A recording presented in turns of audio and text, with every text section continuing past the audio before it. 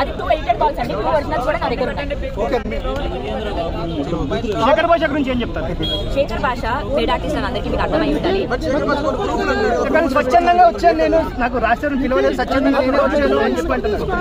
ఫ్రెండ్స్తో దిగిన ఫోటోని కూడా చూపించి అవి ఏదో వాళ్ళతో ఇంకా గోవాలో మేము ఒక సాంగ్ షూట్ చేసాము.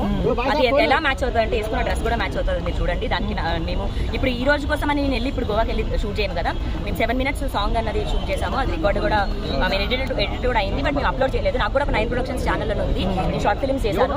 అప్పుడు తీసుకున్న ఒక ఛానల్దే. అండ్ ఆయన ఒక హీలర్ అంటే ఒక థెరపిస్ట్.